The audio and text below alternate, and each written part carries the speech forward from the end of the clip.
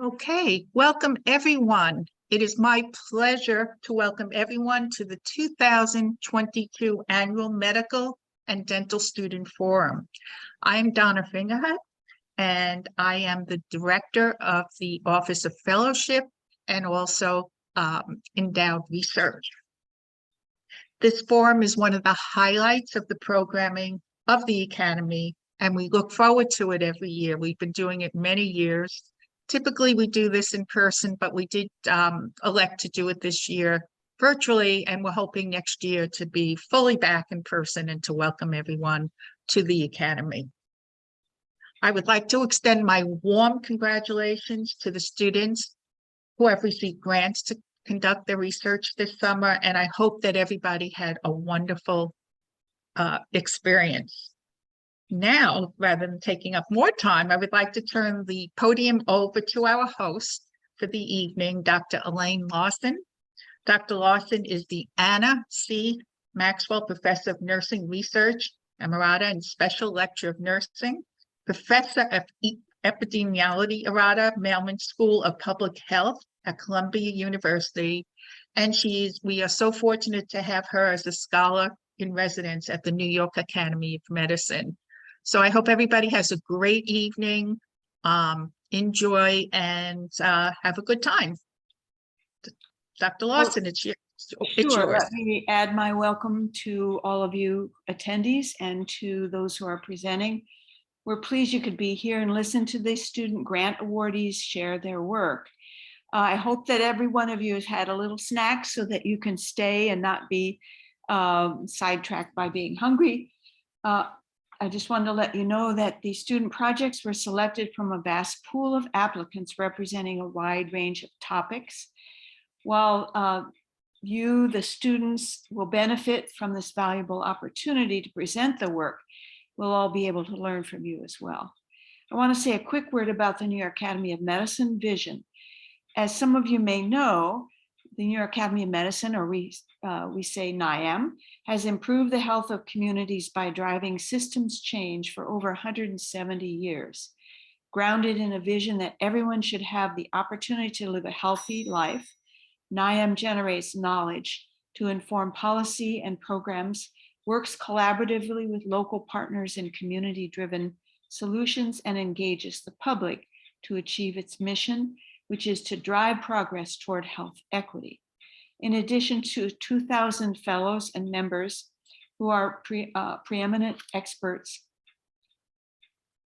in health-related fields, NYAM has several grant and fellowship programs to support the pipeline of early career professionals in health and medicine and dentistry.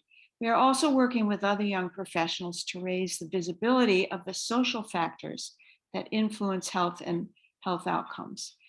The 3 student grant programs that we'll hear about tonight are, first of all, the Glorney-Raisbeck Medical Student Grant in Cardiovascular Research, which supports medical students pursuing research projects seeking a better understanding of the causes, prevention, and treatment of cardiovascular disease.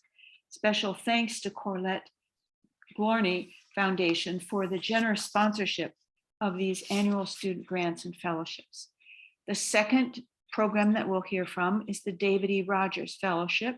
It's meant to enrich students' educational experiences through projects that couple medicine, dentistry, and nursing that contribute to the health of communities and address the human needs of underserved or disadvantaged patients or populations. And then the third grant program, the Ferdinand C. Valentine Medical Student Research Grant in Urology, supports medical students pursuing a clinical or basic science research project in the field of urology. I want to thank the selection committees for their time and effort in evaluating the applications and selecting our awardees, and for those who are joining us this evening. I'd like to also thank the research mentors on behalf of the students for their supervision and guidance and for joining us this evening. Finally, thank you, students, for the hard work that you do, and to your families and friends who support you. So we have 16 student grant recipients who will be presenting this evening. Presentations will be made by grant category, and I'll announce which grant category. Each student will be given 5 minutes to present, and 1 to 2 minutes of Q&A will follow each presentation. If you have a question, please put it in the chat, and then either we'll get to that question, or you could, if we have time. If not, then Donna will send your questions to the student, and the student can get back to you. So let's get started. And the first group of presenters are for the Glorney-Raisbeck Medical Student Grant in Cardiovascular Research. First presentation is Eleanor Bowen from the Geisel School of Medicine at Dartmouth, and she'll be talking at belatacept as an approach to improving long-term outcomes in heart transplantation, examining the immune response to COVID-19 vaccination and natural infection. Eleonora. Thank you, Dr. Larson. Next slide, please. So currently, heart transplantation is the only therapeutic option for certain patients with heart failure, but this requires lifelong immunosuppression. Long-term heart transplant outcomes are limited by calcineurin inhibitor-based immunosuppression. This results in a high incidence of chronic kidney disease, formation of donor-specific antibodies that play a role in rejection, and cardiac allograft vasculopathy. There is another drug called belatacept that is a high affinity variant of CTLA-4 immunoglobulin. This drug selectively inhibits T-cell co-stimulation and prevents T-cell activation. This drug is particularly good for preventing donor-specific antibodies by inhibiting this B and T cell crosstalk. There are no known nephrotoxic effects. It is licensed for use in kidney transplantation, but not for use in heart transplantation. Next slide, please. So our clinical trial is a pilot study investigating the efficacy and safety of using belatacept-based immunosuppression in heart transplant recipients along with a CNI withdrawal, so calcineurin inhibitor withdrawal. As we know, this drug is particularly good at preventing formation of donor-specific antibodies. We are interested in the effect and implications for immunity.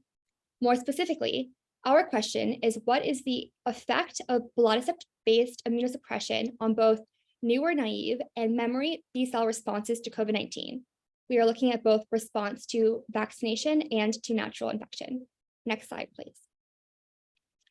So this is a sub-study to our clinical trial. And because of the timing of the FDA approval of COVID vaccination, we had 2 subjects who were transplanted and started on belatacept-based immunosuppression pre-receiving the vaccine. So they were vaccinated post-transplant. In these 2 patients, we could analyze the naive immune response. We also had 3 patients who were vaccinated pre-transplant and then followed post-transplant on belatacept-based immunosuppression. In these 3 subjects, we could analyze the memory immune response to COVID. And so we followed these subjects longitudinally over 18 months with samples, and we looked at COVID-specific B cells in their peripheral blood. Because this is an ongoing clinical trial, we will not present those results today, but rather at a later date. Next slide, please. The focus of our presentation today is on the platform we used to study these COVID-specific B cells. So we used and developed this platform, and we used flow cytometry and tetramers to figure out which B cells were specific to COVID. So these tetramers were spike proteins from COVID. So that means that we used a special protein on COVID, an antigen on COVID, and had that conjugated with a fluorophore. The fluorophore was used to be able to detect those COVID-specific B cells when it was hit with a certain laser. So through this use of tetramers and flow cytometry, we were able to take a patient sample of peripheral blood and detect all of the B cells that were specific to COVID. On the right, you can see a representative case where in the rectangle, those are the B cells that were specific to COVID. Next slide, please. So we then took those B cells that are specific to COVID and we sorted them one by one into a cell culture plate. So that means there was one cell per well. We then did a 29-day culture where we had a certain mix of special cytokines that allowed for B cell activation, proliferation, rapid division, differentiation of that B cell into an antibody secreting cell, and then antibody secretion.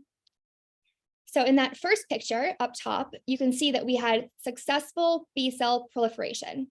From just one cell in a month, we were able to get 50,000 B cells. In that picture, the dark brown areas are clumps of B cells. Importantly, there is no somatic hypermutation in this culture system, which means that the receptor from the B cell that was originally put into the well is the same exact receptor as the antibody that is in the supernatant or fluid in the well. So we then confirmed antigen specificity by using an ELISA assay to prove that the antibodies in the supernatant were specific to COVID. Next slide, please.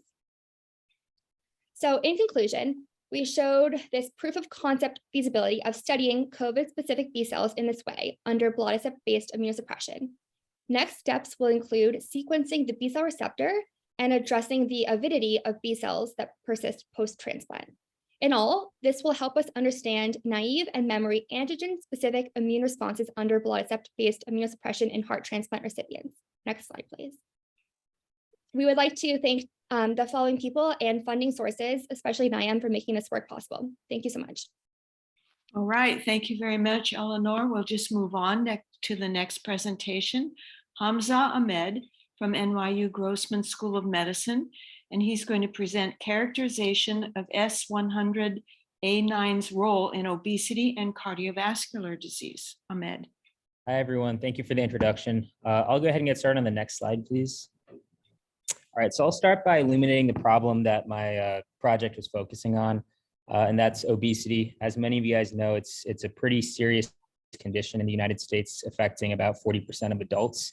And unfortunately, it causes a lot of serious cardiovascular disease issues.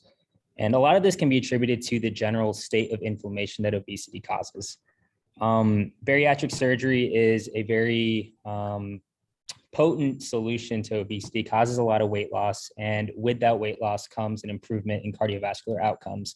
However, it's been noted that there's a suboptimal improvement in the outcomes, meaning that they don't improve as much as we'd expect compared to normal controls. Now, S100A9, which is the focus of my project, is an inflammatory agonist. And there are two sort of facts that people have gleaned about it that may explain the above 2 points. The first is that S100A9 expression levels in platelets are higher in obese individuals compared to normal controls. So that's a potential explanation for the state of inflammation that obesity causes. And the second piece of information is that S100A9's mRNA levels remain high 6 months post-bariatric surgery. That doesn't necessarily mean that the protein levels are high, but that high level of expression suggests that maybe there's residual inflammation left over, resulting in that suboptimal improvement in cardiovascular outcomes. And so my project was kind of focusing on figuring out whether those protein levels remain high or not. Next slide, please. So a little bit more background about S100A9. It's an inflammatory agonist. And basically what it does is it allows neutrophils to adhere to the endothelium, roll and then exit the vessel and enter extracellular space where it can attack a pathogen, release highly destructive agents, and cause a lot of collateral damage to tissue. So more S100A9, more neutrophil invasion, more inflammation. Next slide, please. So the aims overall, again, are to characterize S100A9 levels pre and post bariatric surgery in obese individuals. And then a sort of secondary aim was to optimize the protocol and establish a protocol for measuring the concentrations in serum, plasma, and platelet release-ate. Next slide, please. In order to do this, we used a flow cytometry-based multiplex bead assay, which is just a fancy ELISA with a fluorophore that we use flow cytometry to measure. So we were studying the samples of 22 bariatric surgery patients and 8 lean control individuals with normal BMI. These individuals underwent bariatric surgery at NYU Langone. And essentially, the assay yields a certain amount of fluorescence per sample. And the idea is that the more fluorescence you have, the more S100A9 you had in that sample. Next slide, please. So for every experiment, we produced a standard curve. We had samples of a known concentration of protein. They yielded a certain fluorescence, and we basically created this chart, this concentration curve. And so for every other sample for each of the patients, we basically found the fluorescence, took it to this curve, and found the concentration from that. And so aim one was basically trying to optimize the shape of this curve and dilute the samples such that they would fall in the linear region of the curve where we had the most dynamic range and not too far out to the right or too far out to the left. Next slide, please. So we ended up running through all of the serum samples for each of the patients. And when we looked at pre and post values of the S100A9 concentrations, we saw a statistically significant decrease for every single patient except for one. And we will look more into that patient as to whether there are any other confounding variables that may account for the significant increase. But overall, a significant decrease in S100A9 levels. More importantly, if you compare the post-surgery levels to lean control individuals, we found no statistical difference. So not only does the S100A9 level drop, it drops to a level comparable in people with normal BMIs, which is an important finding. Next slide, please. So all of this is to say that S100A9 levels significantly dropped despite mRNA levels remaining high 12 months post-bariatric surgery. This unfortunately implies that the gap in cardiovascular outcomes post-bariatric surgery is still unexplained, but it does give us some insight into the fact that weight loss probably affects S100A9 expression at the translational level. mRNA levels remained high, but there was something going on in the translational step that prevented protein from being expressed. So all of the serum samples have been done. I actually just finished all of the plasma samples today. I was rushing through an experiment to get to this. And the platelet release rate samples have yet to be run, but we expect the same results in all three. The plasma samples so far have actually shown a significant decrease as well. Next slide, please. So I'd like to thank NYAM and the Glorney-Raisbeck Fellowship Committee for making this entire project possible and providing the funding to live in this extremely expensive city over the summer. Big shout out to Dr. Sean Heffron, my mentor, and Alondra Guzman, sort of my lab partner. They made everything much easier for me and took a shot on me and definitely helped me work around a very busy med school curriculum. So big thank you to them as well. And then NYU and the Berger and Fisher labs who we shared the space with. None of this would have been possible without you guys. So thank you. All right, thank you very much. We have time for questions for either Eleanor or Hamza. If you have a couple of questions, again, feel free to put them in the chat as well. But if you have a question and you'd like to either raise your hand or speak up, unmute yourself and let us know. Okay, Mackenzie.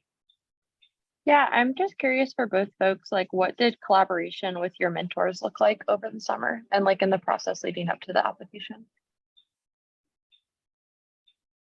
Yeah, I could go first. Well, my mentor gave us a lecture first semester on cholesterol. And I thought it was super interesting, the preventative work he was doing and how he's using basic science to sort of further understand those processes that we were kind of taught at a big level. And so I reached out to him because he seemed like a nice guy. He liked basketball too. So he's been a great mentor ever since. Been very patient. And I think he holds me to a very high standard. So, I mean, even if the data looked good, he wanted it to look great. So he's been very supportive. He's always been in the lab. It's not like someone I never see. And he's been responsive to me over text. So he's made it very seamless.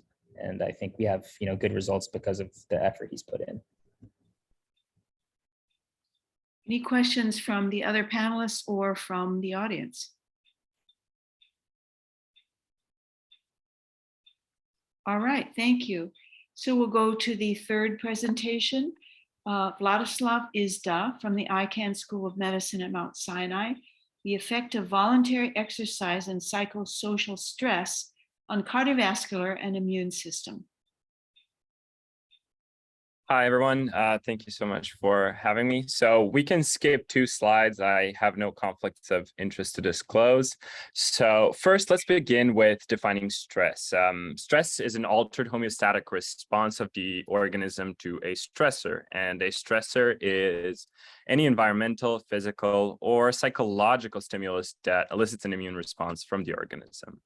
And a recent study from our lab published in Nature has elucidated that in response to acute psychological stress, the motor cortex induces a rapid mobilization of neutrophils from the bone marrow to the blood via a CXCL1 mechanism dependent on, and CXCL1 is a skeletal muscle-derived neutrophil attracting chemokine. And interestingly, paraventricular nucleus has been found to control monocyte and lymphocyte aggression from blood and secondary lymphoid organs to the bone marrow, and that is all in response to glucocorticoid signaling. So when it comes to paraventricular nucleus and motor circuits, they have also been implicated in exercise benefits. Exercise improves the volume and functioning of basal ganglia in adults. It has also been known to be protective against atherosclerosis in both mice and humans, while dampening the inflammatory leukocyte output and anti-inflammatory factors. In particularly, clusterin has been known to target cerebrovasculature and boost memory.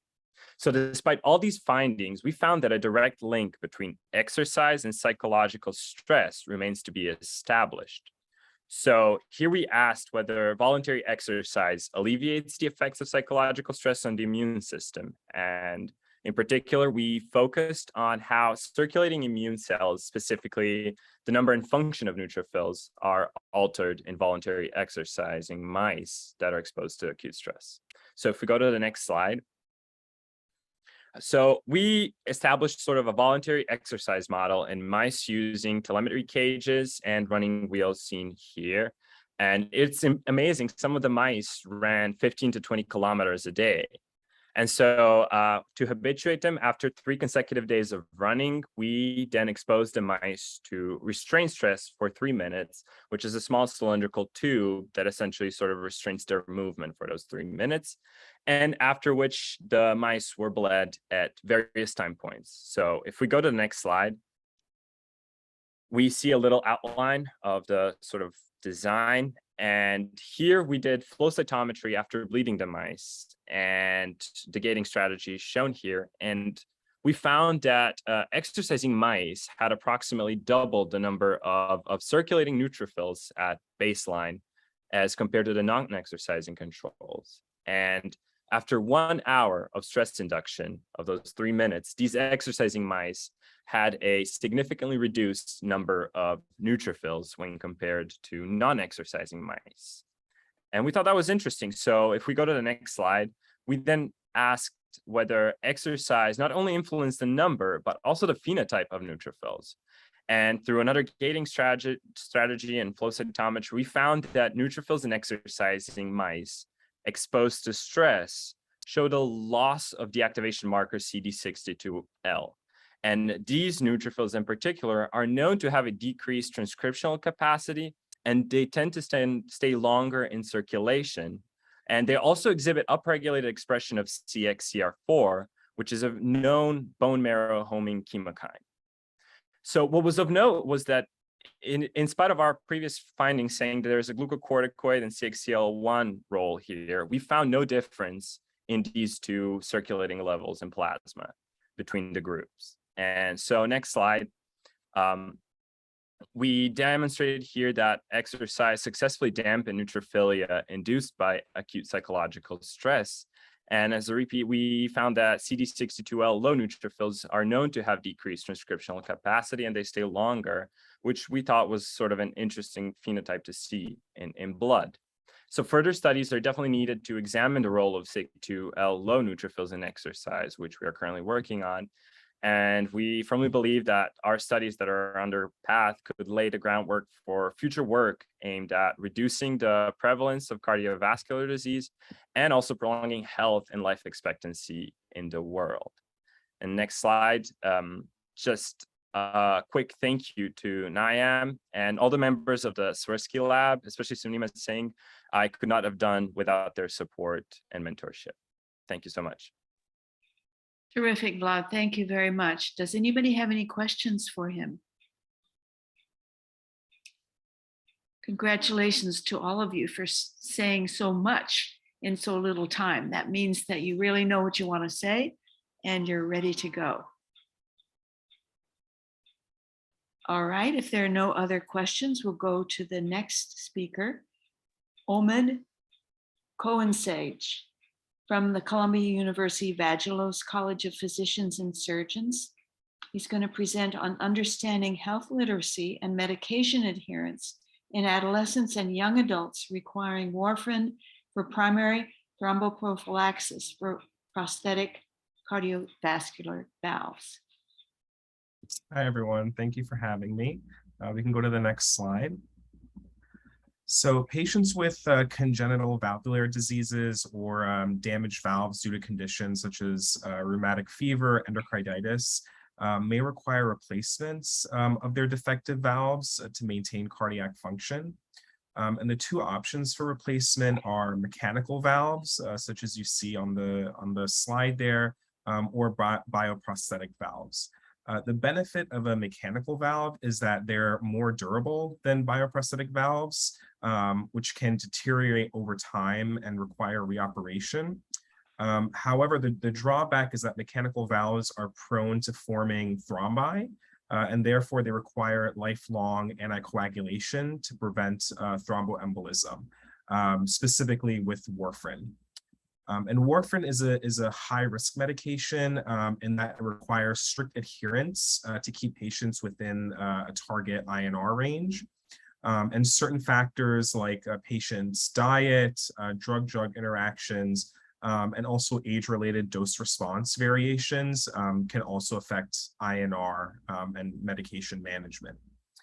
And non-adherence to warfarin or any of the lifestyle modifications needed can lead to life-threatening complications, including bleeding and also thrombus formation, which can be serious and require hospitalization. Next slide, please. So as I mentioned, warfarin adherence is challenging because in addition to taking a medication every day, it also requires regular monitoring of INR, diet restrictions, and mindfulness of drug-drug interactions.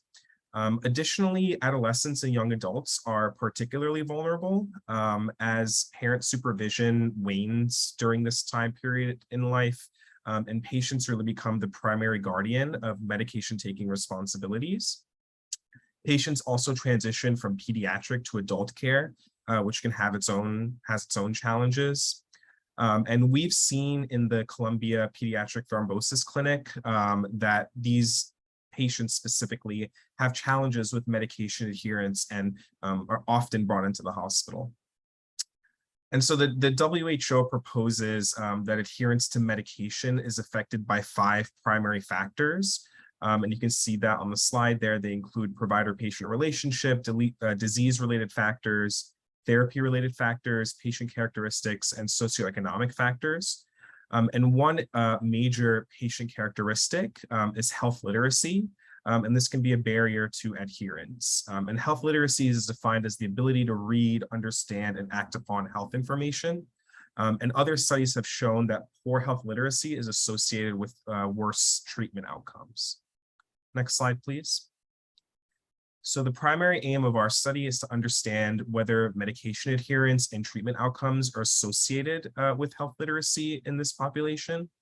And in terms of outcomes, we're looking for kind of self-reported adherence as well as objectively time within therapeutic INR range. We also want to assess how much patients know about their anticoagulation treatment. In other words, how warfarin works in their bodies and how it should be taken, and how this is also associated with adherence.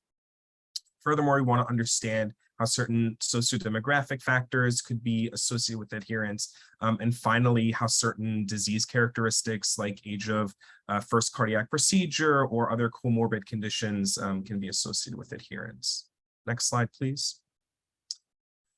So for our study, the inclusion criteria were 14 to 29-year-old patients with mechanical heart valves who are on warfarin for anticoagulation. We recruited these patients to the Columbia Pediatric Thrombosis Clinic, as well as through a database of cardiothoracic surgeries performed at Columbia. And the study was designed in that we would send the surveys online through Qualtrics, and then we would do a health literacy assessment that was done on Zoom. And the health literacy assessment we used was the short assessment of health literacy. You can see an example on the slide.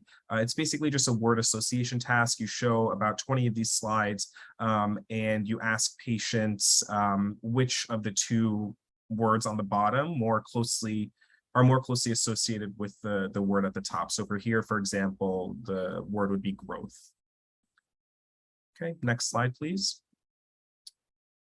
So far we've been able to recruit 7 patients, which is kind of less than we would like at this time, and we ran into some delays in terms of providing compensation and getting that approved by the IRB. But just to show you some information about the patients that we have so far. So their average age is 22 years old with a standard deviation of 4. The household income has been really high, actually. 6 out of 7 of the patients report a household income of greater than $100,000 a year. Primary cardiac diagnosis has been majority congenital disease, but then also 2 patients with endocarditis. And patients have also had really high health literacy rates. So they got 17 out of 18 of those slides correct. And notably, only 2 out of 7 patients have stated that it's difficult for them to adhere to warfarin. Though again, like the sample has been highly educated, and these patients have been in high income brackets. And so we hope that, with providing compensation now, we might be able to recruit a wider diversity of patients. Next slide, please. And here are my acknowledgements. Thank you so much.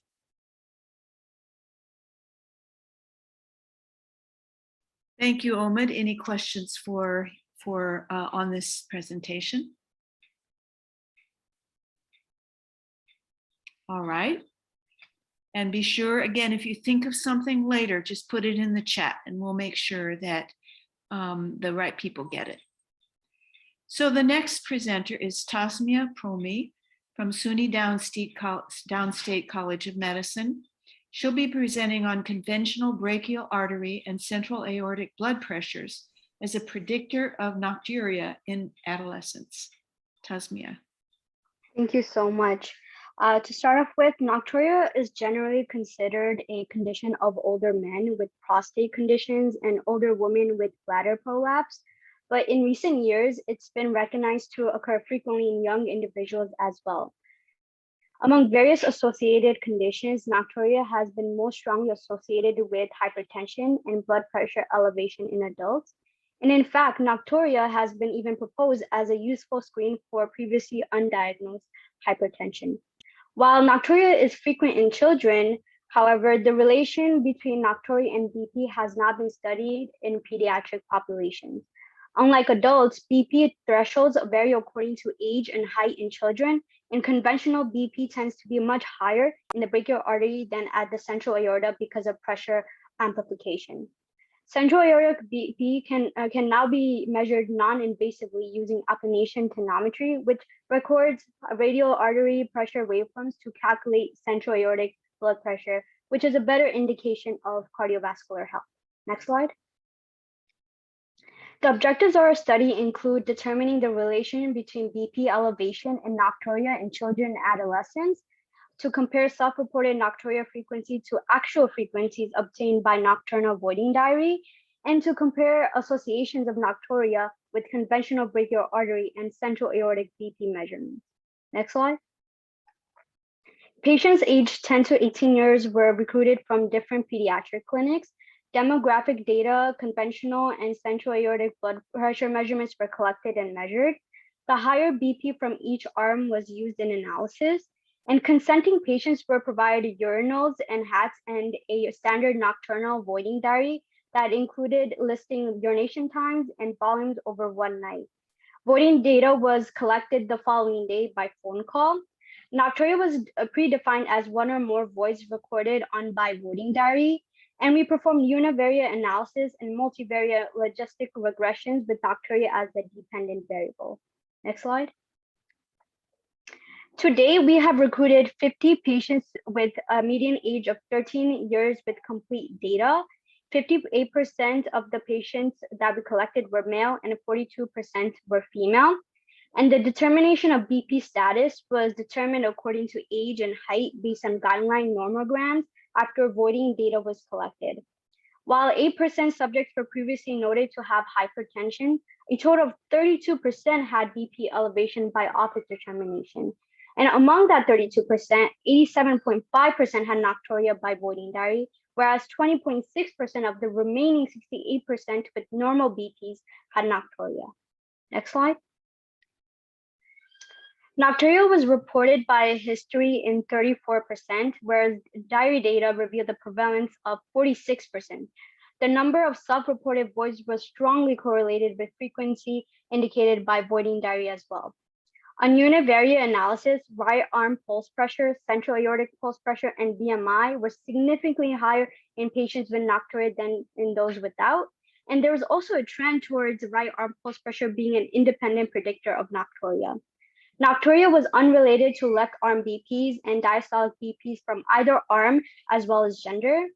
And what was very significant and surprising was that the odds of having elevated BP was 19.4 times higher among subjects with nocturia than among those without, which is considerably higher than a landmark community study where there was a 2.5 times higher odds of nocturia in young Black males from the ages of 35 years old to 49 years old. Next slide.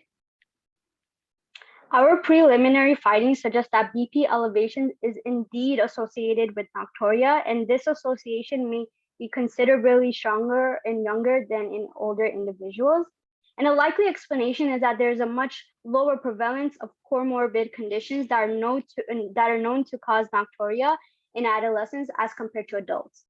Also, nocturnal voiding data indicate that almost half of adolescents experience nocturia, while only a third self-report waking up at night to void. Accordingly, then, self-report may underestimate the actual prevalence of nocturia. These preliminary data pose several significant clinical and public health implications. First, the present study findings are consistent with prior studies of adults, and a history of nocturia can serve as a simple and effective method of identifying adolescents at higher risk of having elevated blood pressure. While there is a growing appreciation of the negative consequences of sleep disruption in adolescents, nocturia has not been recognized as a contributing factor. And multidisciplinary collaborative efforts between different departments carry the potential for innovation in transformation of healthcare. Once again, these results are quite preliminary as the study is ongoing.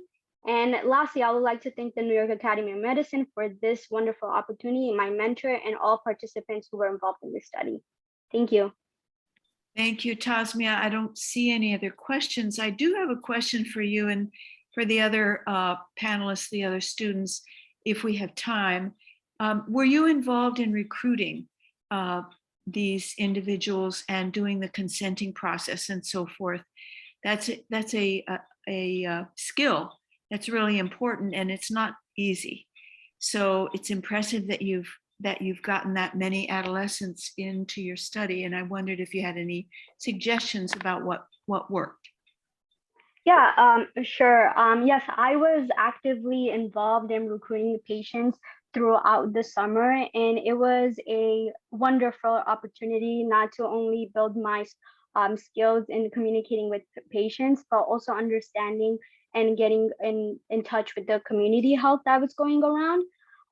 And I essentially, I found it most important throughout the whole experience was a rapport between the patients and it was important for them to know what was going on thoroughly. So when they did the study, they would actually do the study instead of not doing it. And also for our project, it helped that our voiding diaries were only one night. That as a result, it led to more adherence since it was just one night, and children usually would not want to do a 24-hour volume void. So I think like those contributing factors definitely helped me gain all the participants with complete data and get 50 patients. Well, thank you. That's very helpful. And I think it helps when the people you're recruiting, it helps that you're younger.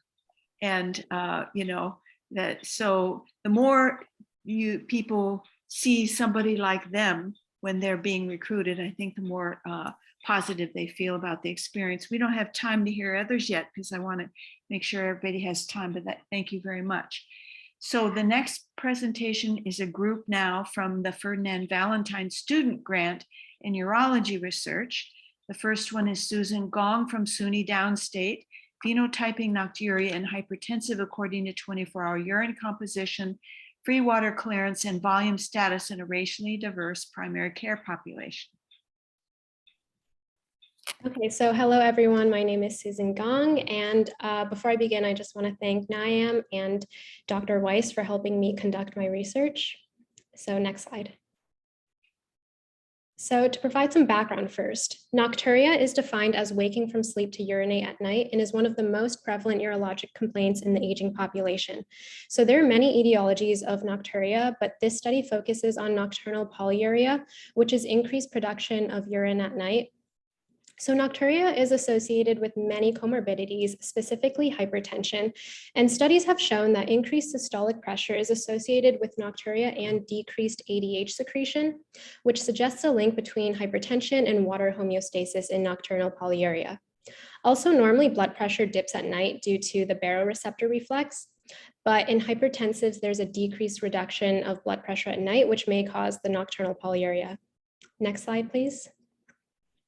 So the overall aim of this project is to characterize the urine produced while sleeping in those with hypertension and who experience nocturia in comparison to hypertensive patients who do not experience nocturia, because this will allow further elucidation of the pathogenesis of nocturia in relation to hypertension.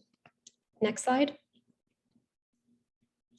So this was a cross-sectional analysis in which patients 18 years or older with hypertension were recruited. So nocturia was defined as 2 or more nightly voids, and we categorized people with nocturia into different groups of nocturia. So for example, no nocturia was 0 to 1 voids per night, moderate was 2 to 3, and severe was 4+. And hypertensives without nocturia were enrolled as controls. So at home, participants would complete a 24-hour voiding diary along with collecting their urine produced in that 24-hour period in 3 different containers. So we had the first nightly void, the rest of the urine produced while asleep, and then all daytime voids. So those were the 3 containers. And then 24 hours later, a urinalysis would be performed, and we would analyze solutes such as sodium, potassium, urea, creatinine. We would look at osmolality and also calculate nocturnal polyuria index, which was equal to nocturnal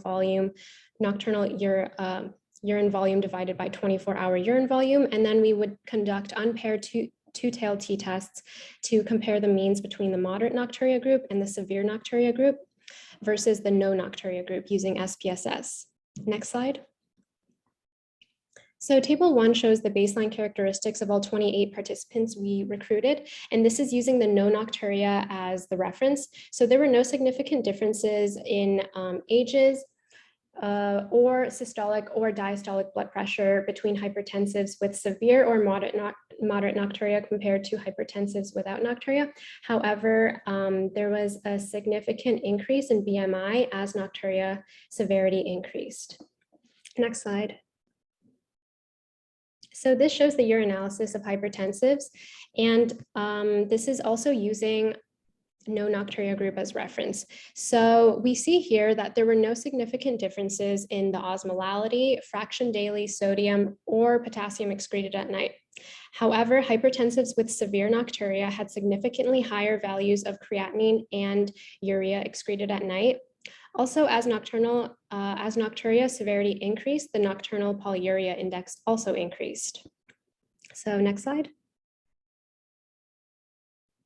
So these graphs show the previous data using no nocturia as a reference, and they also compare the moderate nocturia to the severe nocturia group, but there were no significant differences between those groups. So overall, as nocturia severity increased, BMI, nocturnal polyuria index, fraction daily creatinine and urea excreted at night all increased. Next slide, please.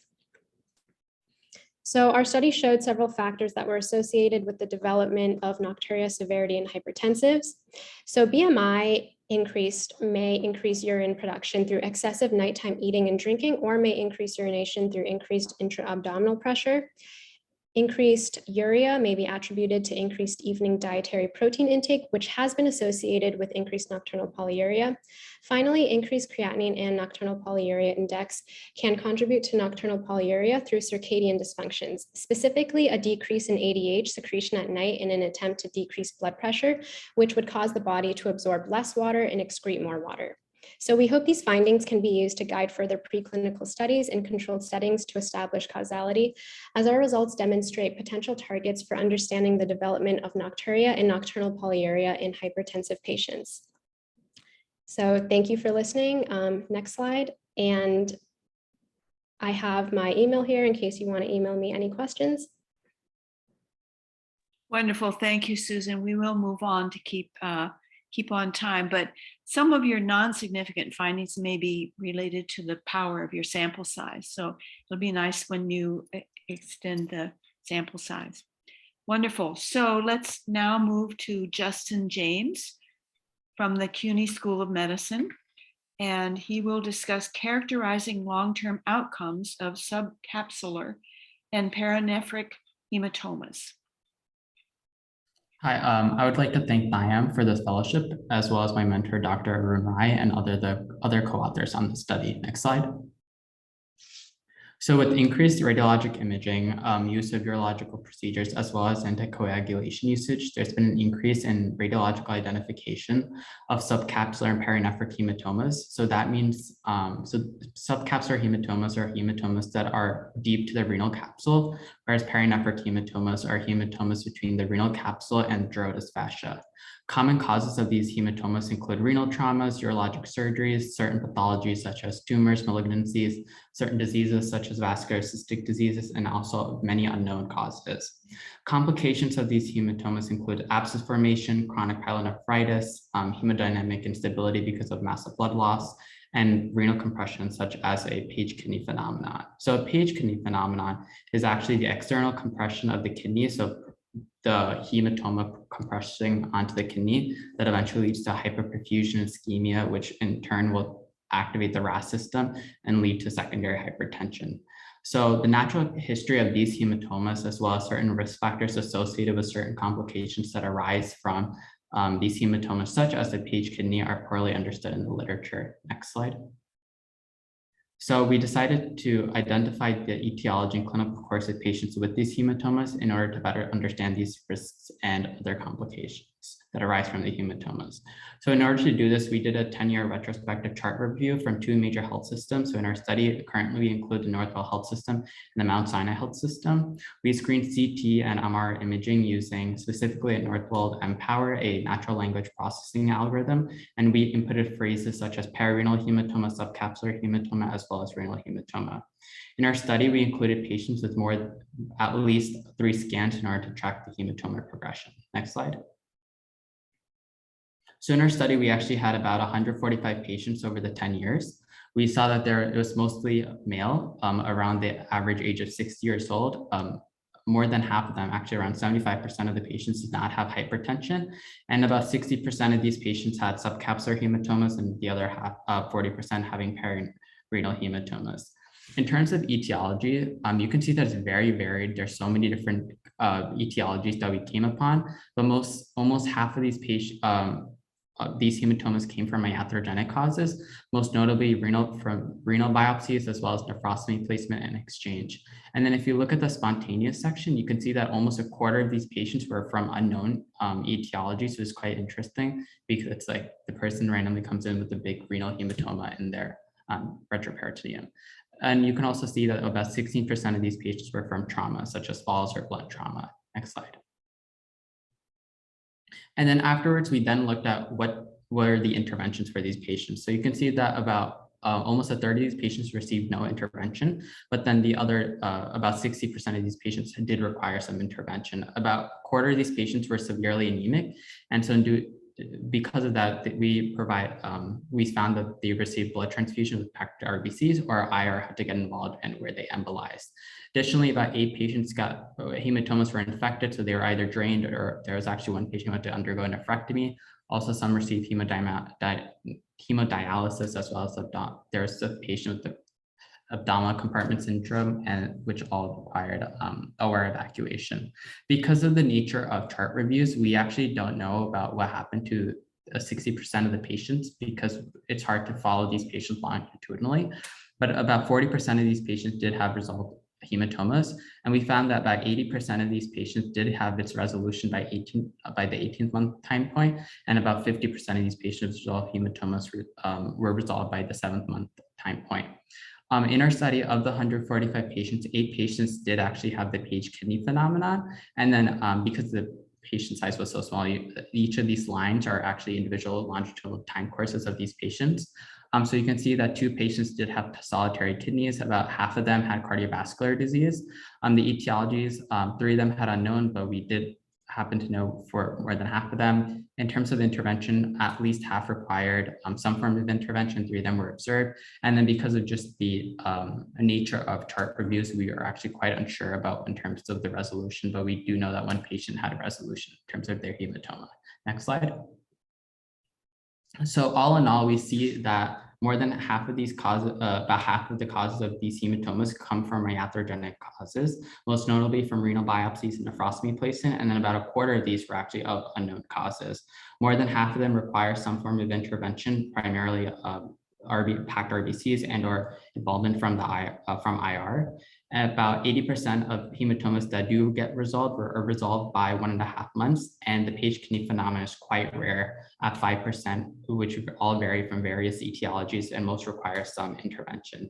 Now, in terms of our limitations, we're still undergoing the chart review in order to pull out the comorbidities, so we're kind of limited in terms of what risk factors are associated with which complications, and we are also very limited by the resolution of these hematomas because of unavailable data. So thank you. Thank you, Justin. I'm sure you learned about the challenges of natural language processing. I think we're going to need to move on now to Lulu Wei from SUNY Downstate. Urological cancer incidence trends among Asian American, Native Hawaiian, and Pacific Islander populations in the US, 1990 to 2014. Thank you for your introduction. I would like to thank NYAM and my mentor, Dr. Bethany DeRoche, and the SUNY Downstate Department of Urology for supporting this project. Next slide, please.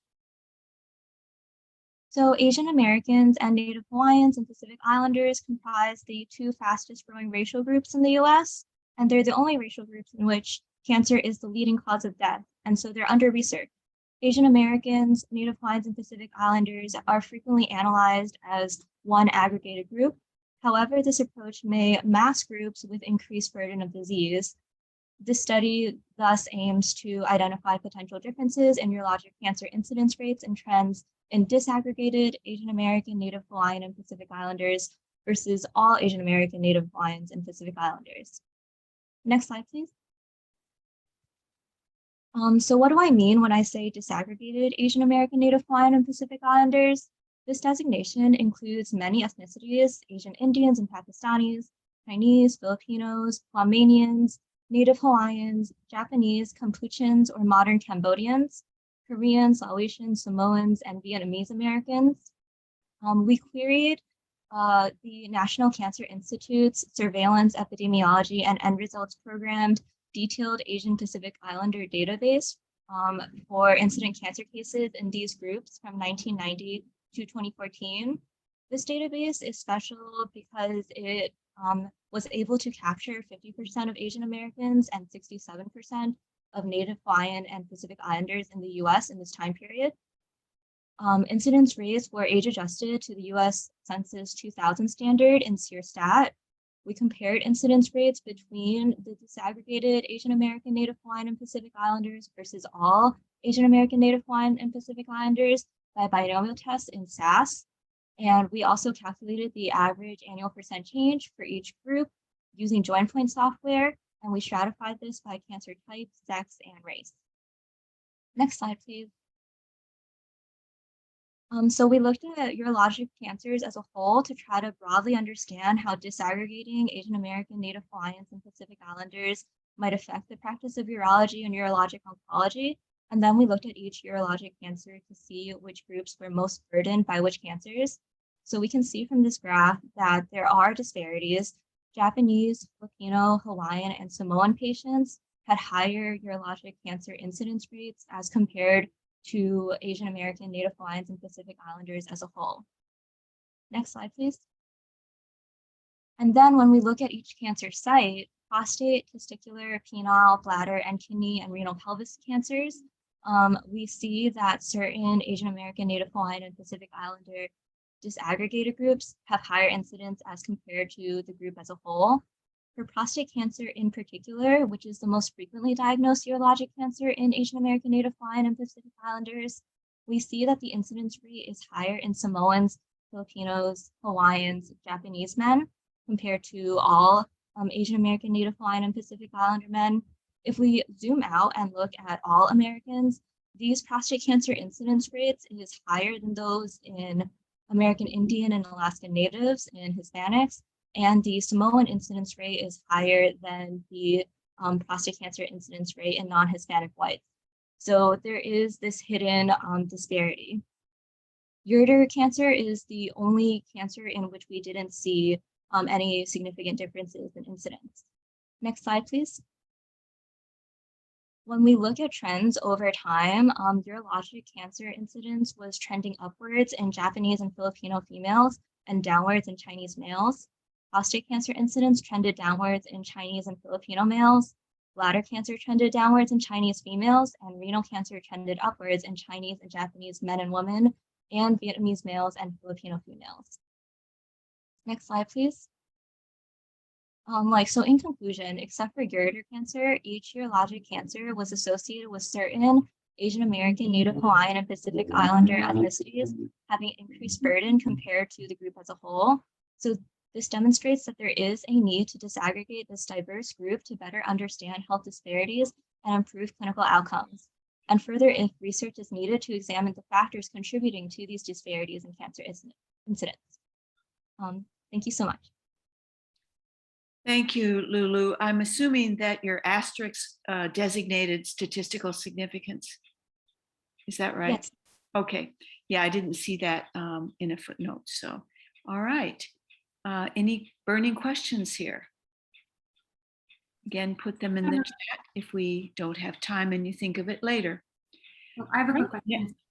Oh, yes. Is that Grace? Go ahead. Hi, Lulu, that was a really good presentation. I know you see it here on the recommendation slide, but I'm wondering if in your reading you came across any potential mechanisms that could explain these disparities. So there are a lot of different mechanisms. One big theory is that it's a lifestyle difference between all of these different people bringing their different cultures to the US. And so there are differential rates of smoking, obesity in all these groups. Native Hawaiians, which if we go back to slide. And make it fast.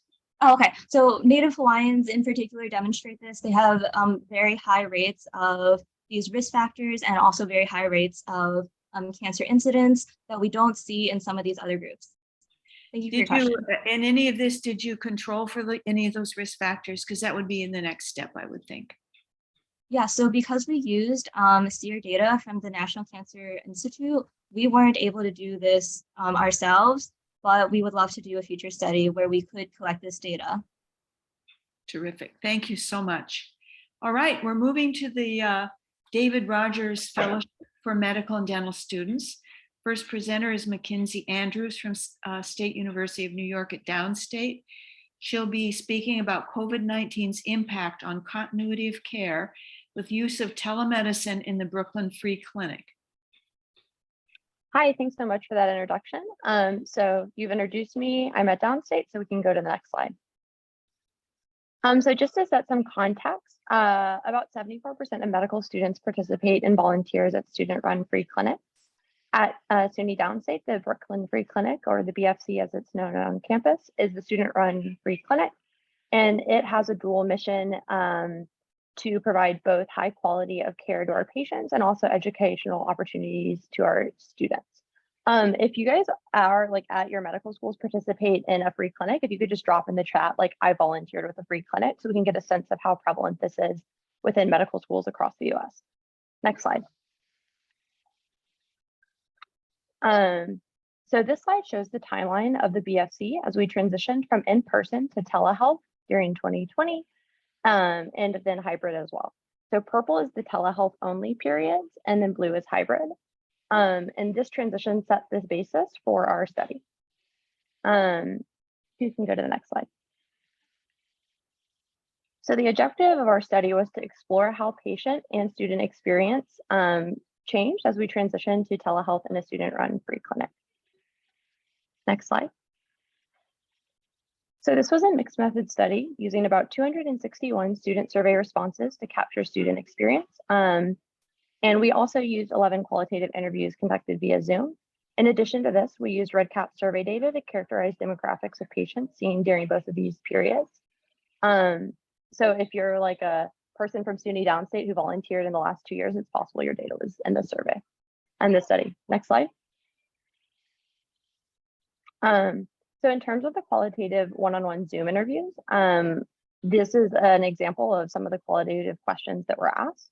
And this just sort of gave more perspective on our student experience. So we were able to interview students one-on-one, in addition to like the routine clinic feedback that's emailed out at the end of each shift. Next slide. Here we present an overview of the patients that we saw at the free clinic during this time period and the demographic breakdown of the patients. And so you can see that sometimes like many students that have presented tonight, like there's like a lack of information with some of the data. Next slide.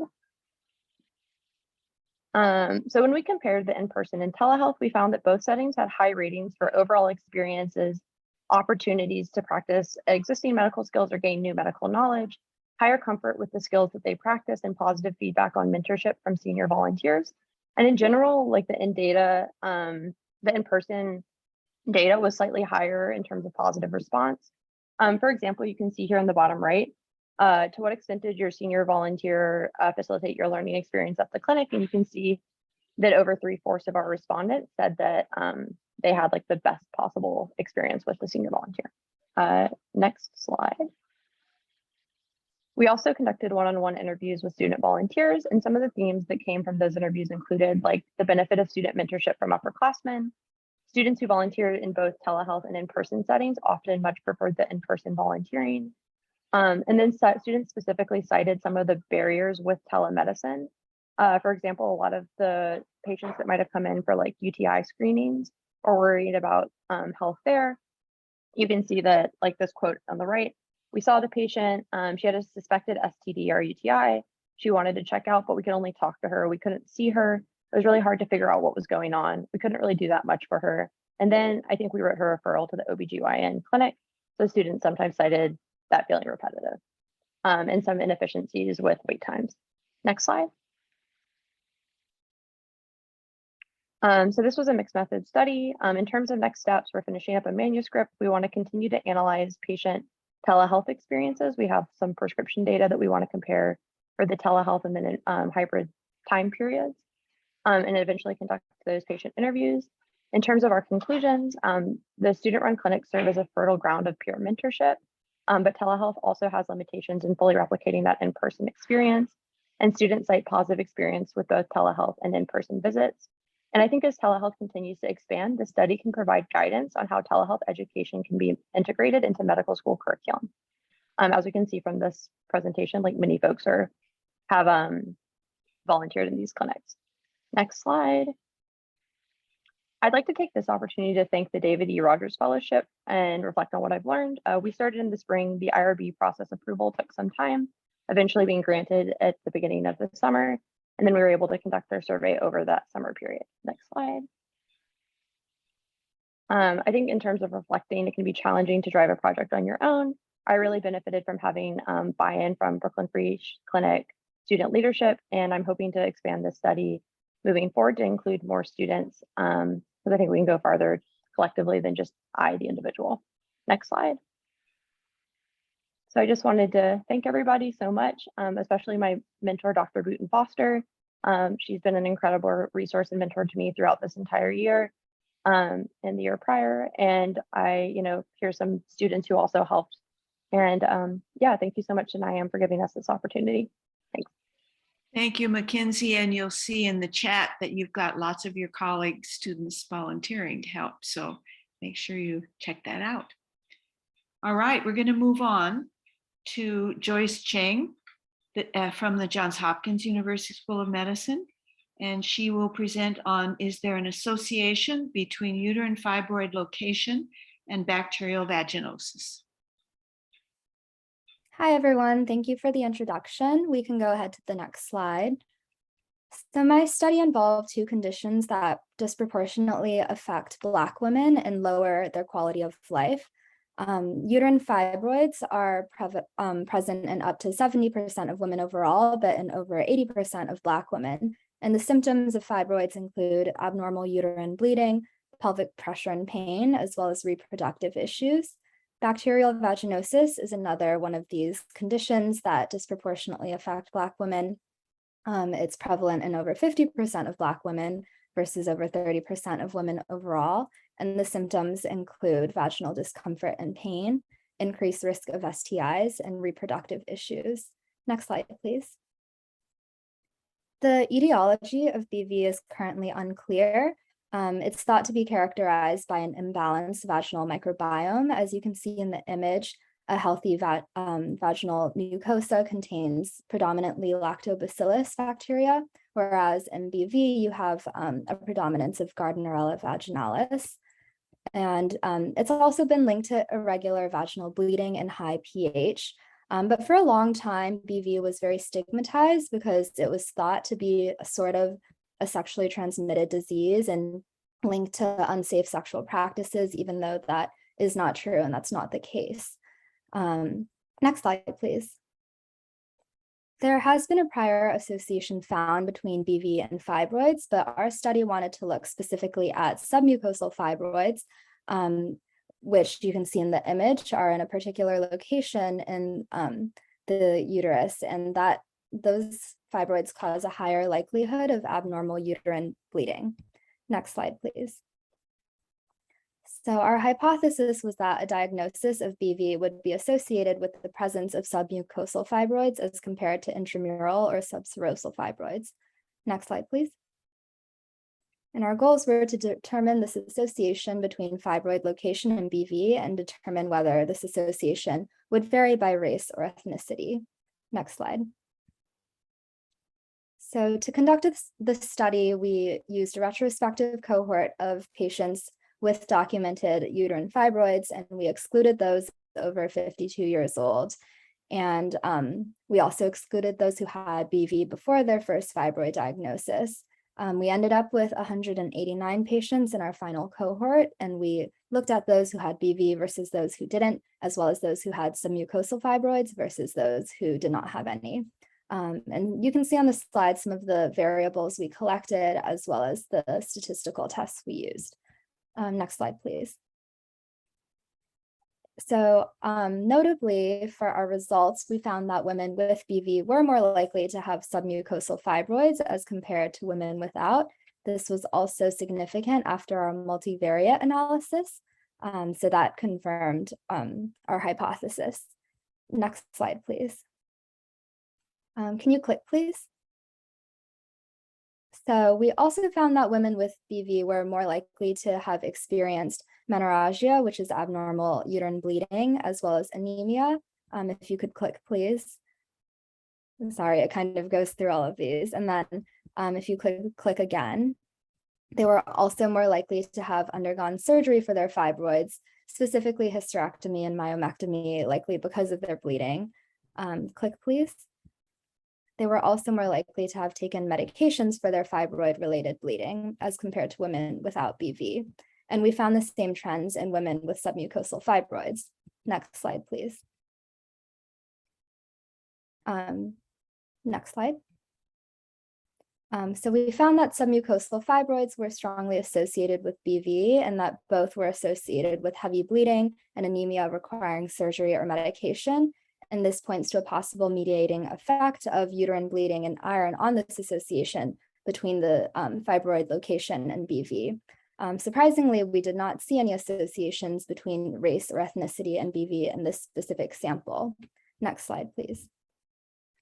So in the future, we're hoping for more studies with more racially, ethnically, and geographically diverse samples that can account for additional confounding variables, as well as some laboratory studies on this topic. Next slide, please. Our findings supported our hypothesis that the intermittent and heavier uterine bleeding that accompanies fibroids that distort the endometrial lining lead to changes in the vaginal microbiome. And in the future, we hope to test this hypothesis by assessing the microbiome before and after the treatment of submucosal fibroids. Finally, if substantiated, our findings could lead to new algorithms of management for all these women who suffer from these conditions. Thank you. Next slide, please. Just some references and next slide. These are just my acknowledgements. Thank you.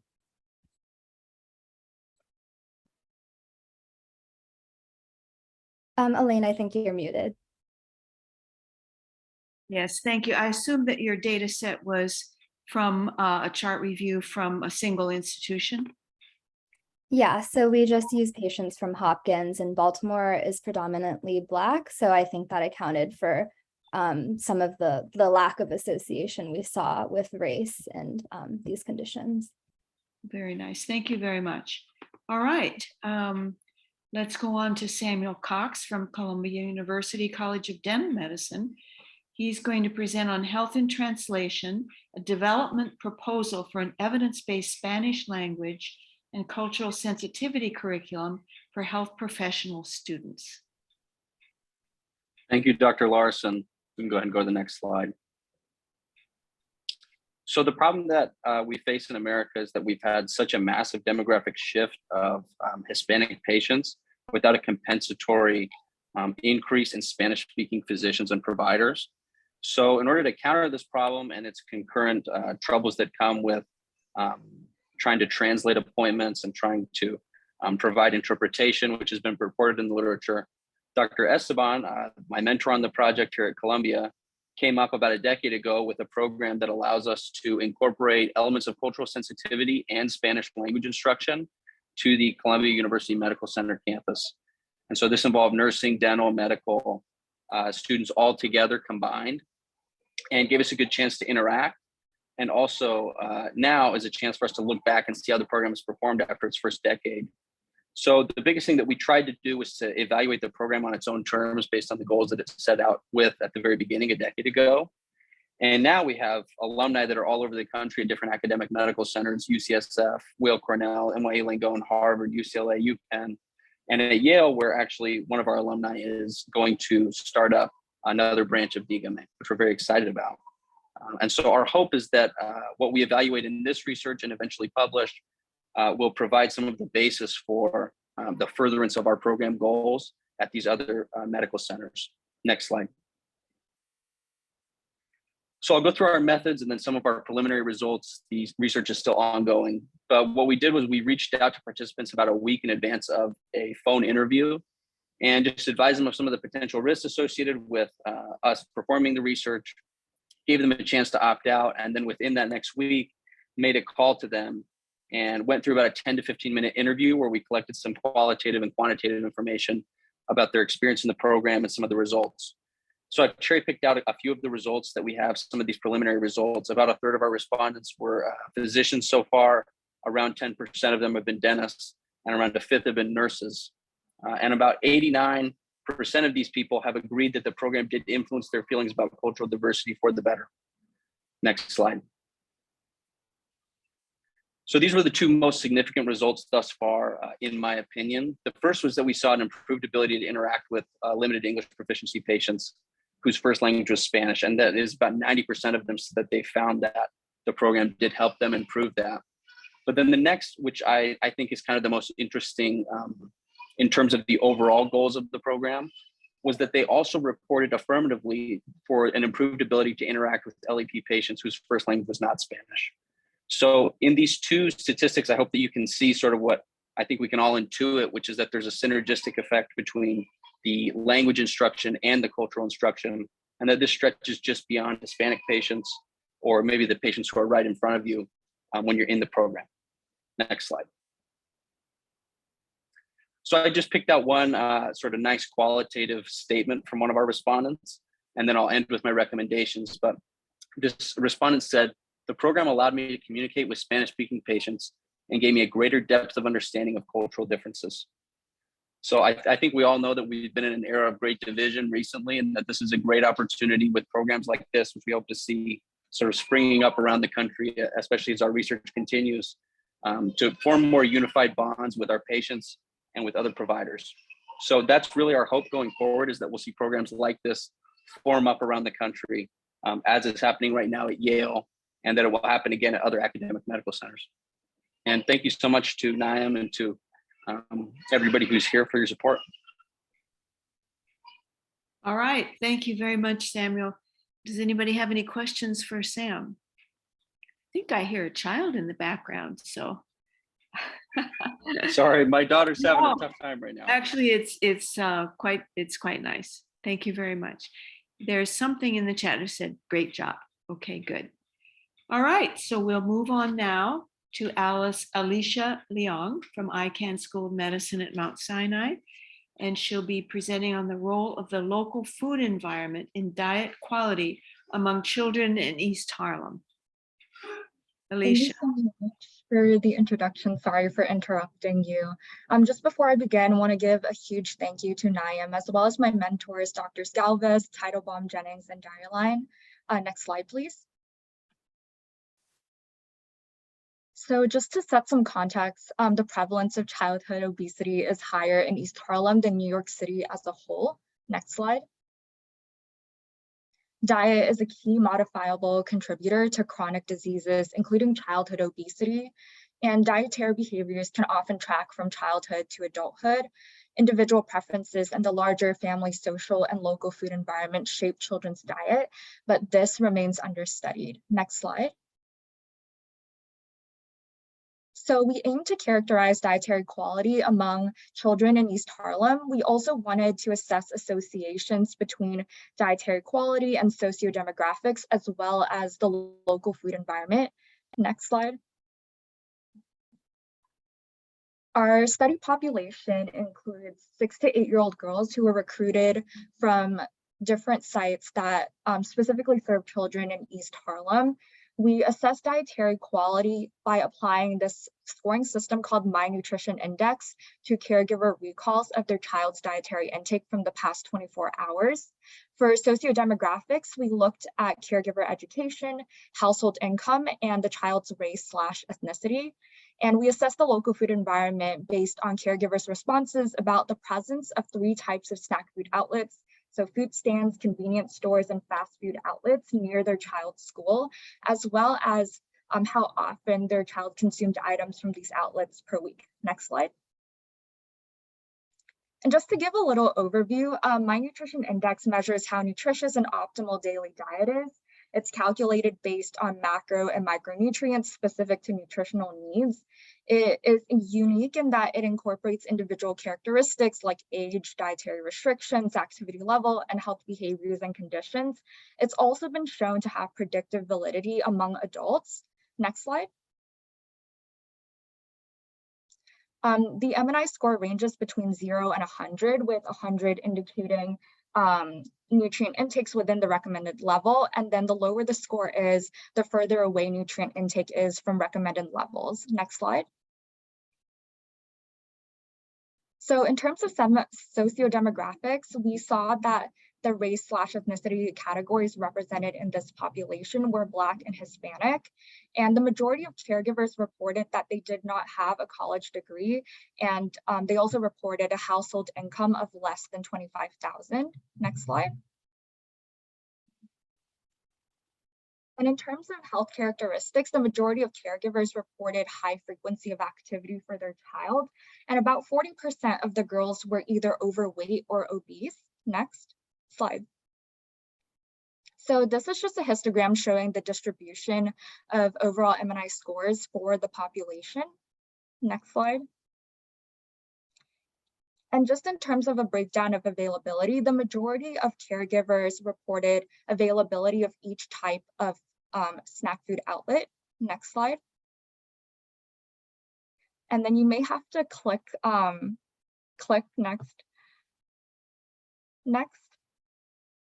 next, and then just one more.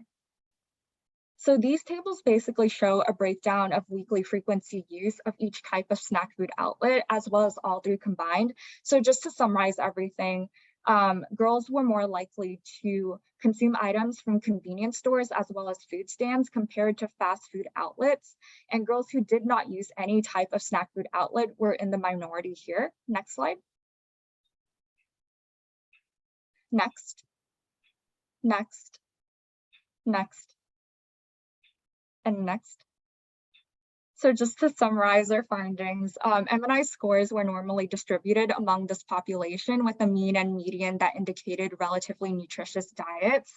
We also found that MNI scores were higher among children with caregivers who have a college degree or higher, as well as children from a household with an income of $25,000 or more. MNI scores did not differ based on the availability and weekly use frequency of each type of snack food outlet, as well as all three combined. Next, please. Next. And then, so just given the findings that we have, I do want to acknowledge that this is the first time NMI has been applied to children. And based on all of this, we have three main recommendations. So fostering collaborations to develop and promote context-specific strategies, also targeting household level inequalities, given that socioeconomic characteristics seem to be more important predictors of dietary quality here, and just also conducting further research to assess the role of socioeconomic characteristics on the relationship between children's diet and local food environment. Thank you so much for your time and being here with y'all. All right, so Mackenzie just acknowledged in the chat that bodega food tastes delicious. So that's part of the problem. Sometimes the fast foods are. So I had one really quick question. You mentioned that the MNI was had predictive validity in adults. Predictive validity of what? Right, so it was a study that looked, it was actually using NHANES data, but it looked at several different outcomes. So obesity, cardiovascular outcomes. There was also another study that looked at prenatal. Oh, sorry, did I interrupt? That's all right, go ahead, make it fast. Sure, there was just another study that also looked at prenatal nutrition, the MNI scores being applied to that, and also outcomes in terms of cognitive function and birth weight among babies. Great, thank you very much, very interesting. All right, George O'Hara from Georgetown University School of Medicine will present on multi-country case study of policy barriers to expanding access to COVID-19 vaccines in the developing world.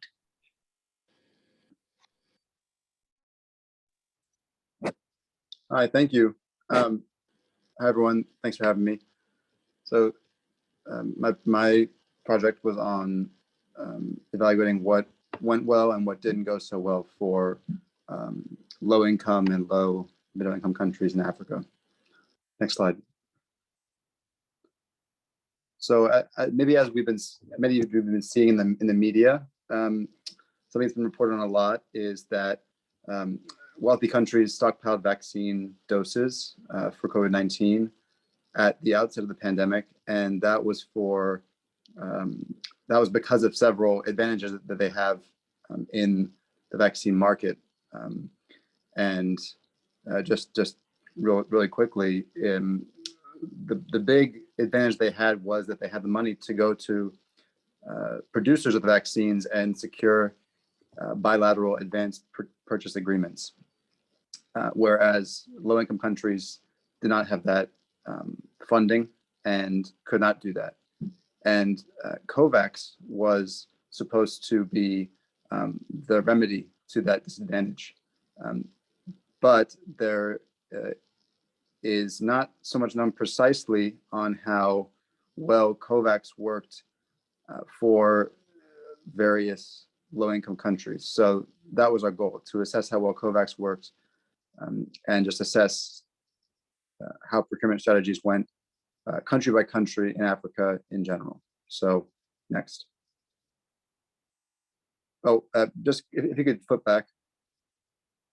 I just want to point out that that small yellow column is the average number of doses procured per person in Africa, which is 0.74 per person, which is not good, to put it bluntly. So if you consider that most dose courses are 2 per person, then this is really something where there's a lot of room for improvement. Next. So our methods, I'm just showing here the World Bank criteria for what qualifies as a low-income country and what qualifies as a lower middle-income country. And this was just to make our analysis a little cleaner. And all of the vaccine procurement data we collected from UNICEF's COVID vaccine market dashboard. And there were five different strategies that UNICEF classifies vaccine procurement into. So the first is bilateral. So that's just a national government buying from a producer directly. There are donations. And then there is COVAX. And COVAX is technically not donation because COVAX was intended to be a pooled purchase agreement. So that distinguishes it from donation.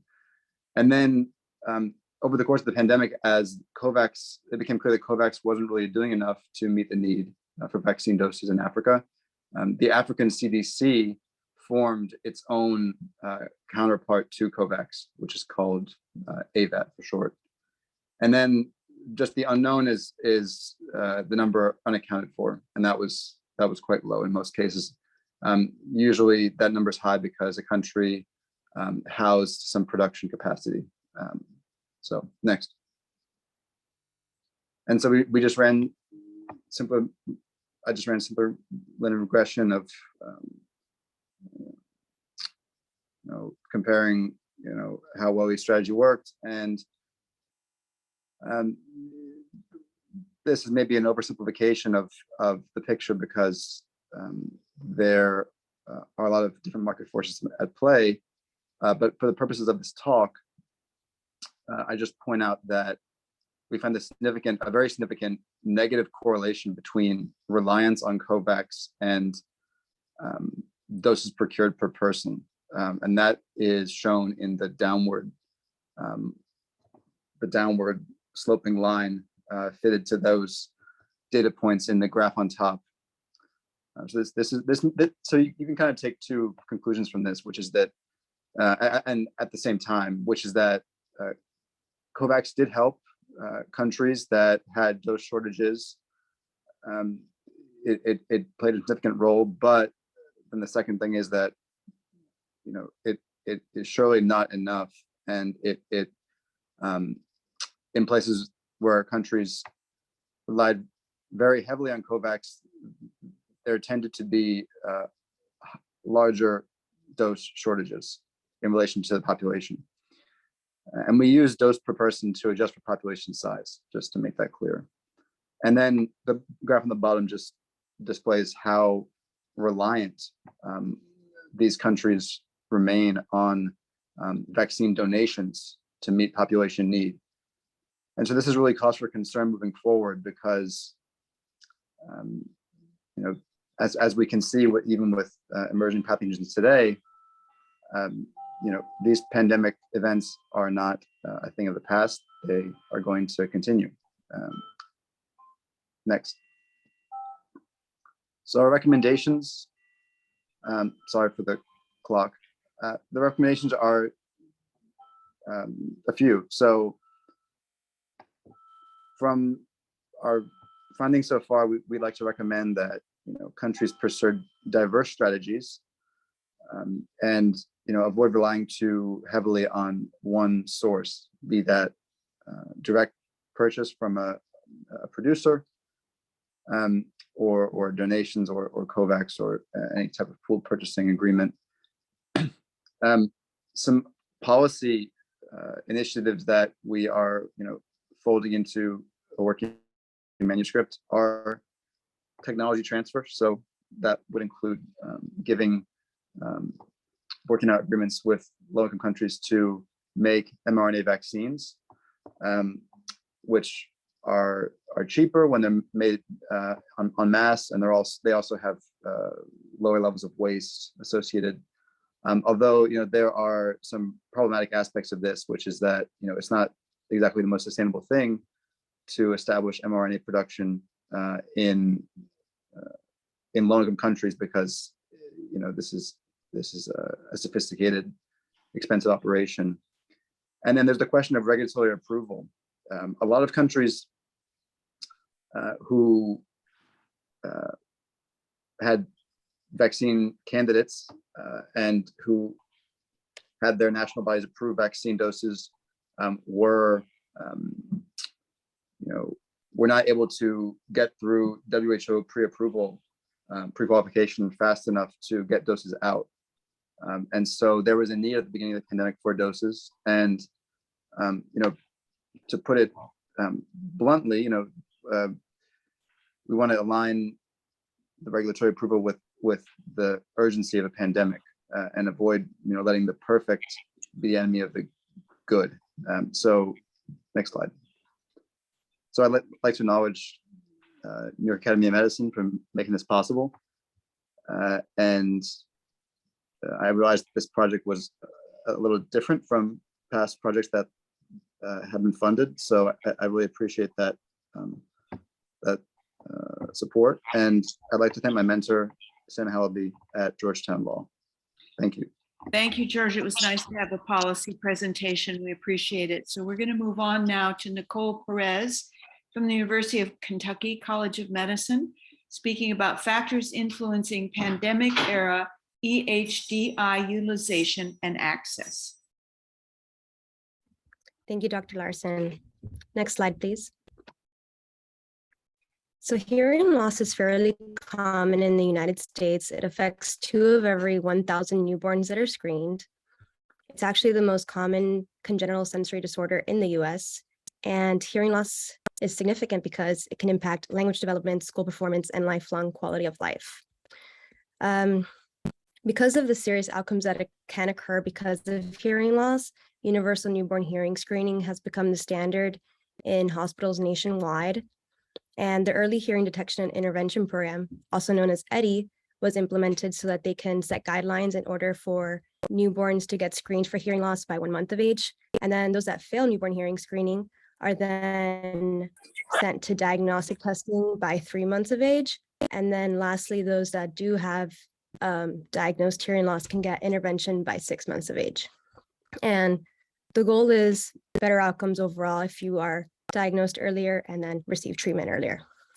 But the issue is that there's lots of follow-up that is happening between infants that are screened for hearing loss and then getting that diagnostic evaluation. So our project is looking for the whys. Next slide, please. So study objectives. Number 1, compare EDI diagnostic testing adherence before and during the COVID-19 pandemic. And that is by 3 months of age, getting that testing. And then number 2, evaluate the association of racial, ethnic, and linguistic factors on diagnostic testing adherence. And lastly, identify social demographic factors that influence timing of diagnostic testing. Next slide, please. Just keep clicking. Keep clicking. Perfect. So we did a retrospective analysis of EDI program database, which included 75,132 infants born in Kentucky between April 1st, 2019 and September 30th, 2020. And we removed infants that were not born in Kentucky and those that never received initial hearing screening. And we extracted several variables that we were interested in. And the dependent variable was having that diagnostic testing by 3 months of age.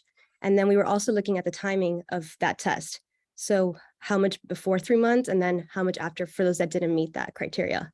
And then our independent variable was race, ethnicity, language, zip code, maternal education, and insurance status. And then we did a univariate and multivariate analysis, and a p-value equal to or less than 0.05 was statistically significant. Next slide, please. So overall, after we excluded the infants that didn't meet criteria, we had 71,208 infants in our study. Of those, 1,385 were referred, which means that they failed that initial newborn hearing screening in the hospital and needed diagnostic testing, which again is by 3 months of age. And in our study, 18% of those infants didn't adhere to that diagnostic testing timeline. And there were several factors that we looked at and were statistically significant in our study that contributed to that non-adherence rate. And that was COVID-19, ethnicity, language, and also maternal education. So during the pandemic, infants that were born during that time period had a 24.3% lower odds of hearing testing adherence. So that means that they didn't meet that timeline of getting testing by 3 months of age. So prior to COVID, it was 83.6% of those that did adhere, and during COVID, it was 79.8%. Additionally, Hispanic infants have 46% lower odds of EDI adherence when compared with non-Hispanic infants. And infants of Swahili-speaking families have 87% lower odds of EDI adherence. And that was significant because Swahili was actually the third most common language spoken by the mothers in our study. And then lastly, infants with mothers with high school degree or greater, education-wise, 1.5 times higher odds of EDI adherence. And then they also presented on average 9.5 days earlier for testing. Next slide, please. Just keep clicking. Keep going, keep going, keep going. One more. Perfect. So in conclusion, the COVID-19 pandemic impacted EDI programs. Race, ethnicity, language, maternal education are associated with adherence. Maternal education impacts infant hearing outcomes. There was limitations due to it being retrospective, the fact that there could be missing data, as well as accurate reporting. But we recommend raising public and provider awareness of racial ethnic disparities in care, and also improving capacity and number of hearing healthcare providers and facilities in underserved communities, and then respect and involve communities in health equity initiatives. And then also it's just important to always collect social determinants of health when possible so that we can continue measuring and evaluating progress. And lastly, just community engagement and outreach. It's important to improve that patient clinician communication to make sure that nothing gets lost in translation and just being culturally competent. And then really quickly, I don't have an acknowledgement slide, but I would like to thank Dr. Matthew Bush and Marissa Shu for their mentorship, and also the New York Academy of Medicine. Thank you. Thank you, Nicole. We'll move on now to Vineet Raman from the University of Minnesota Medical School, Twin Cities.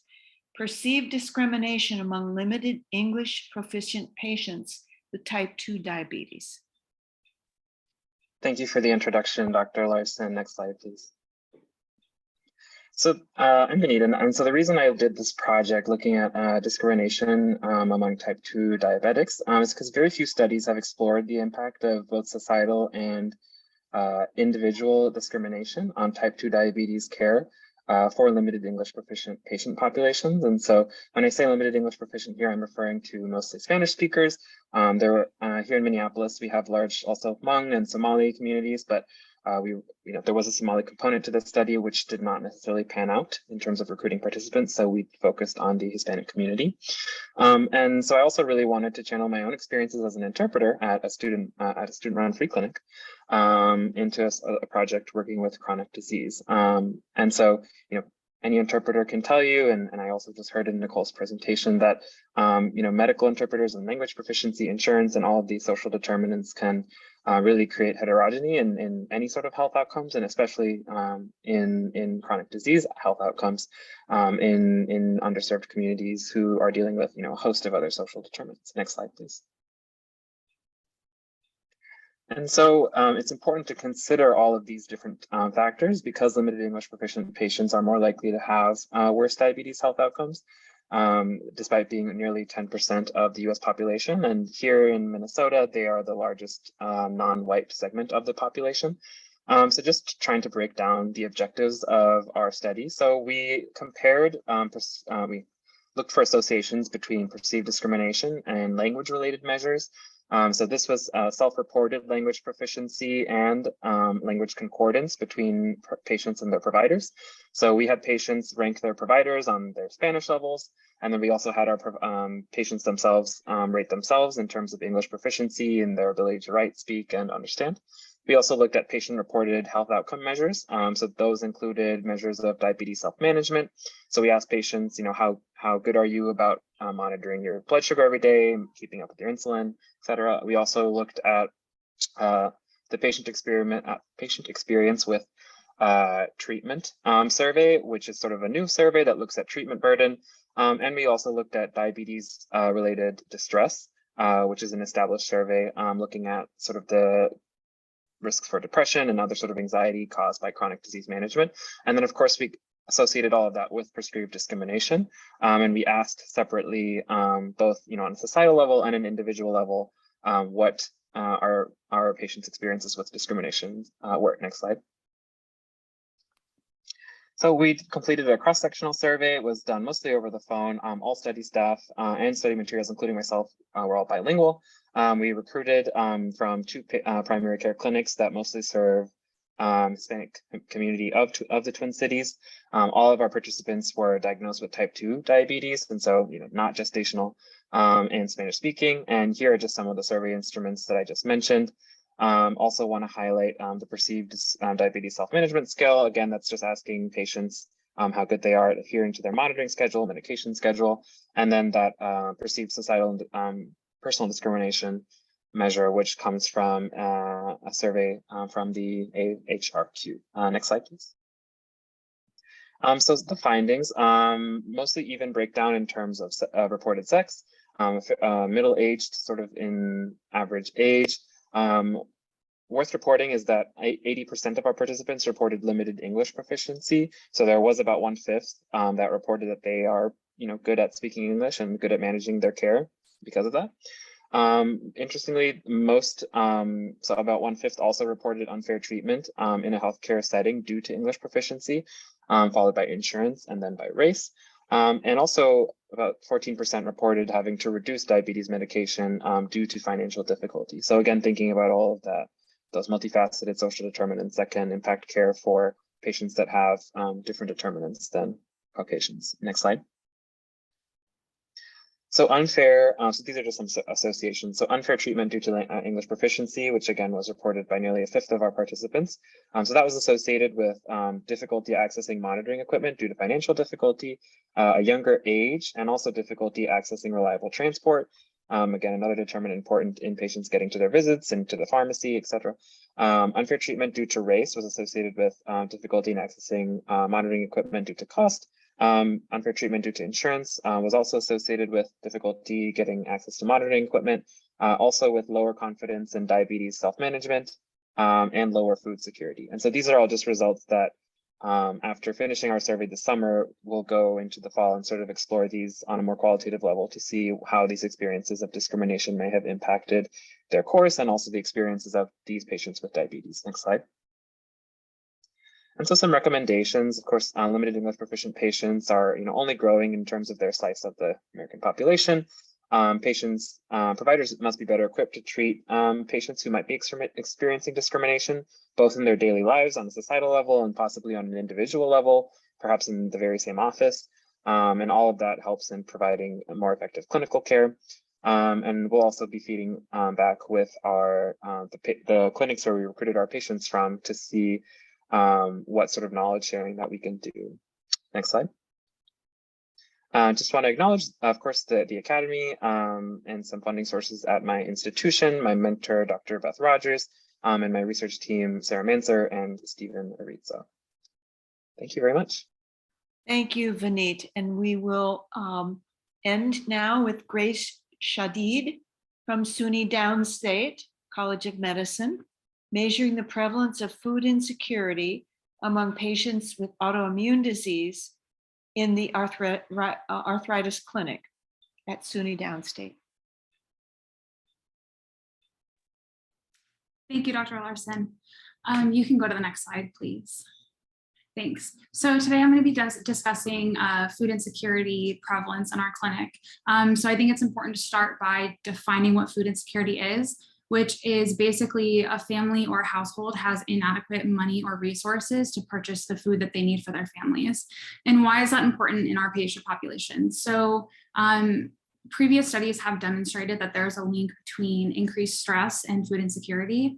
And for patients who are suffering from autoimmune diseases, sort of the basis of their condition is increased inflammation. So anything that contributes to stress and increases inflammation is definitely not good for our patients. And prior to this, we do a lot of work in our clinic to try to manage both the inflammation and the stress levels of our patients. But prior to this, we had not looked directly at food insecurity. So the goal of this study was really just to do that. I also just want to provide a bit of background. So in 2021, there was a study across New York City looking at food insecurity rates, and about one in five Black New Yorkers was food insecure, which is a rate that is 4 to 6 times higher than that of white individuals in New York. You can go to the next slide, please. Okay, so before I dive into the methodology, I first just wanted to give a little bit of background to our clinic. So also in 2021, we started a patient navigator program through a charitable donation by Aurinia Pharmaceuticals. With this funding, we are basically recruiting second-year medical students to act as patient navigators for the highest risk patients in our clinic. So those are patients who face just like extreme barriers to care and social challenges as well. So these navigators have been acting as liaisons to their patients for the past year and some change, and really just building relationships with them, helping them navigate the healthcare system, scheduling appointments and prescription refills, all of those sorts of things. And they've really built a big, strong relationship with our patients. And so our patients have disclosed very intimate details with their navigators, which is why we decided to use the navigators as the screeners for food insecurity, since it's often a sensitive topic to talk about.